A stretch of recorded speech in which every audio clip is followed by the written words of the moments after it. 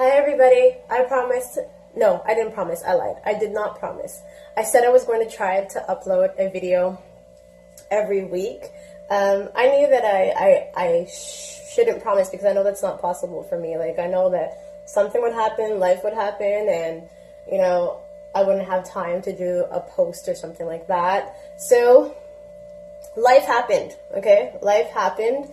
I was feeling kind of down, so I wasn't myself, and I was reflecting on the world, and I'm like, it's so negative. Like, you're trying to do something positive, and then there's someone like always like trying to attack you. And I'm saying to myself, I have children, and these poor kids have to grow up in this negative world where every second there's something. So I'm like, I'm feeling all sad for my kids and myself. And then I said, you know what, I have to snap out of this, okay? Like, I can't be sitting here being like Debbie Downer. I've got kids. I've got to, pick myself up. So what do I normally do to pick myself up? Well, my parents are from Trinidad. So honestly, soca is my favorite kind of music. My parents are Trinidadian. I love soca. It makes me happy. Soca is just happy music, right? So when I want to pick myself up, I listen to soca. However, I kind of realize that it's hard to parent and listen to soca simultaneously. Like your kids are asking for help with your homework, and you're like, hold on, here's my favorite part. Hold on. And I'm just like, okay, I can't listen to soca and parent. I know it lifts me up, but I've got to figure out a more long-lasting solution to getting out of a negative funk. Like, when you don't have kids and you feel like crap, you can just stay in your funk. You'd be all around your house miserable, whatever, who cares, right? But I find it as a parent, it's very important to figure out how to get yourself out of those negative phases, because honestly, the world is terrible out there. We know that. The kids are going to face so much bad things at school, bad things like, at their activities and whatnot. So when they come home, your children are looking at you to be a breath of fresh air and all this stinkiness, right? So you can't be at home miserable and sorry for yourself and negative, because it's going to be hard on your kids too, right? So, you've got to figure out a way to get out of those negative vibes, right? So basically, I'm going to be talking about what I realized that I do in order to get out of a negative phase. I never thought about it until I started writing this post, but I literally have like a mechanism that I use to get myself into, a more optimistic mode as opposed to pessimistic. So I have a method. Listen, I didn't know I had one, but I'm going to share it with you, and maybe that might help you to get out of, feeling down, because it's hard. As a regular adult, it's hard to be optimistic and be happy all the time, and then when you add, other responsibilities like being responsible for children, it makes it even harder to, remain optimistic. So I've got 4 things that I basically do. I'll just list them, and then after I'll elaborate on each one of them. So 4. So the first thing that I do, I realize, is that if I'm faced with something negative, or someone says negative, somebody says something negative to me, I thought to myself, you know what? What's the best way to get away from something that's negative? You basically go in the opposite direction. So whatever it is that they're saying, like, oh, you're a bitch. Well, you know what? You show them the complete opposite. You be super nice. So how do you get away from negativity? You let that negativity motivate you to be positive. You let that negativity push you. Make that be a force to push you in another direction, in the opposite direction, towards positivity. So that's the first thing that I do. So like I said, I have steps. Like, I go through them, and it's like if one doesn't work, then I go to the next one, and the first step is the more desirable one, and then the last step is like my last resort, right? So the second thing I do is I flip the script on the negative situation. Basically what that is for me is, it's a bad situation, but I kind of dissect that situation and peel back all the layers until I find something good. And for me, that's awesome.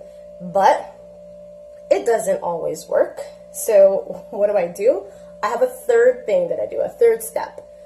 I look at this situation and I tell myself, listen, yes, it's a crappy situation, but it could be crappier than this. Like, honestly, this is bad. It could be worse. Get over it. Okay, so that is the third thing I do. And the fourth thing that I do is I realize that, you know what? Everybody has a destiny. And we can take an infinite amount of paths to get to that destiny. And every step of the way, either it's a negative experience or positive experience, we learn from it. And then, you know, these things that we learn from, they're what builds our characters. It's what makes us who we are today. So I just trust that we have a destiny. I trust the process. And I tell myself that I am exactly where I need to be at this point in time. So that is basically the fourth thing I do. So let me go into each one of these a little bit more. The first step, where I let the negative situation motivate me and push me towards positive. I first developed this mechanism when I had my first child, when I was 16 years old in grade 11. I remember this guy telling me, oh, you're only awesome and you're only on the honor roll because you repeated the year. So what was he talking about? I got pregnant with my first child in my last year of high school. And I was determined to finish school because there's no way. Like, I was already, you know, not cool that I was pregnant. But my mom and my family, they really encouraged education. So I said to myself, listen, I have to finish school. So I was determined to finish school and go on to college and everything like that. But, you know, all the stress that I had gone under and, you know, just being a teenage mom in grade 11, although my daughter was due in May, I went into labor in March. So they had to stop they had to stop the labor, and I had to go on bed rest. So I had to drop out of school for that year, but I returned the next year. So that's what he's talking about. He's saying that I've already done grade 11. I didn't already do grade 11 because for the most part, I was sitting there saying to myself, I'm going to be someone's mom. I don't remember any of the material. I was sitting there every day in class saying, I'm really going to be someone's mom. I'm like, I don't even know how to be an adult. I'm barely surviving by myself. I'm like, I'm going to be someone's mom. So I was just thinking about that. But anyways, I let what he said motivate me. It was negative, but I was being defiant. I had to prove him and everybody else who said that, oh, you're not going to be anything. You can't provide a bright future for your child. I had to prove them wrong. So they said negative things. I went in the complete opposite. I worked so hard to make sure that I was everything that I could be, you know. So I graduated. I was valedictorian. I received 13 awards, and I had my baby in the crowd watching me graduate as she was jumping on my mom and dad's lap. And I was like, yeah, I showed these people, and I'm going to continue to show them. And I'm like, I need to be the best person that I could be, not only for myself, but for my children. So that was, or my child at the time. So that was my first mechanism. You let that negativity be the force to push you towards positive, because you don't like negative, so you're uncomfortable in it. So obviously, what are you going to do? You're going to go in the opposite direction. So for the second one, where I said you kind of flip the script on the negative situation by unpeeling all the layers and dissecting it and looking for good, I really try to teach my kids this, right? Because there's going to be a time where I'm not going to be able to be there to put a Band-Aid on this situation or, you know, help them out. So I'm training them to do that now. So I even did this with my 8-year-old the other day. She was all dramatic because she did not finish her homework. It was not her fault. She went out the night before with a family member, came back too late, didn't finish her homework. Anyway, she had a meltdown. She was crying. I'm like, Tania, why are you crying? I didn't finish my homework. And I'm like, so what? I'm going to get detention. I was like, Tania, I bet you I can find a positive side to this situation. And she's bawling and she's looking at me like, yeah, right? But she's listening. So I said to her, all right, Tania, I'm like, do you like winter? She's like, no, I hate winter. It's so cold. I was like, so you hate winter, so you must hate when you go out at recess and lunch. And she's like, yes, I hate it. I'm always freezing and I can't wait to go back inside. And I said to her, well, Tania, when's your detention? Miss said that my detention would be at recess or lunch. I said, oh, so you would have to stay in and do a detention, right? Oh, I said, well, Tania, is that so bad that you won't have to go outside? So she's like, she thought about it and she realized, listen, I was right. So she stopped crying, she wiped off her tears, and then she went to school. She's like, haha, I gotta go outside, I got a detention. So I know it's like not the best thing, but honestly, like that's what I did for her. I took that bad situation and I dug until I could find some good out of it. The third situation is, realizing that, this situation sucks, but it could be worse. Another thing that I show my daughter. She gets up in the morning, she's all sad, she's crying, she's mad because she doesn't want to go to school. I don't want to go to school. I'm tired. And all the way to school, she's mad.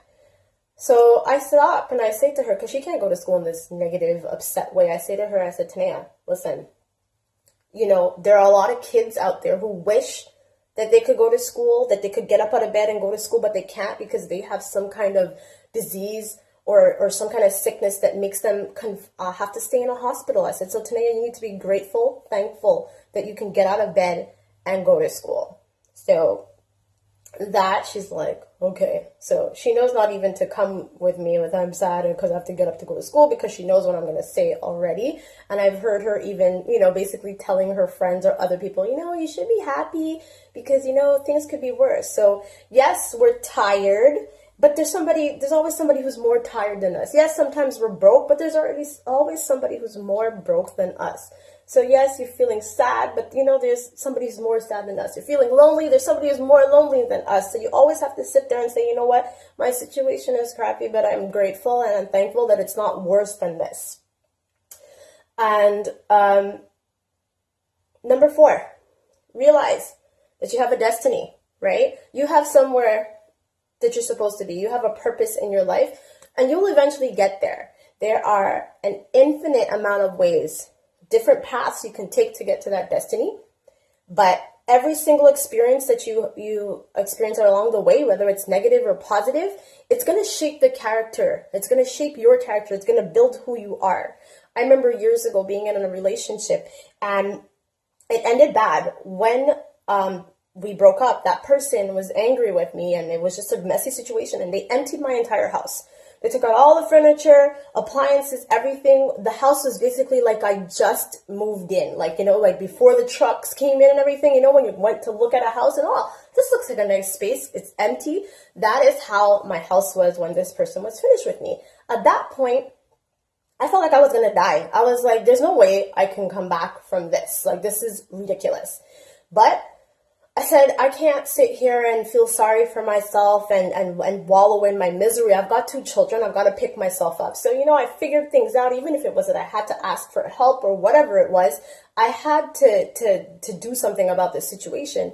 So, you know what? Today, my house is furnished. It's very comfortable. And you know what?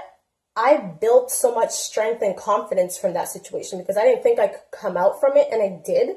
So, I built confidence and independence from that situation. And now I'm like, looking back at it, I'm like, shoot, I fixed myself. I've evolved. I'm like, I'm a badass. So I learned from that situation, and I learned to basically be more independent and not depend on anyone and stuff like that. So I learned from that situation, right? So like I said, there's infinite amount of ways to get to your destiny. You're going to take different paths, so you're going to have negative and positive experiences. But the only thing is that you have to do is you have to keep on going. Giving up is not an option. All right? So these are basically the things that I do, the steps that I progress through to get myself out of a negative funk, a negative feeling, negative vibe. This is part 1. Part 2, I'm going to talk about something else that you can do to basically help yourself remain in a positive vibe, a way to be more optimistic, just a way to have positivity govern your life and not let negativity reign and take power over your life.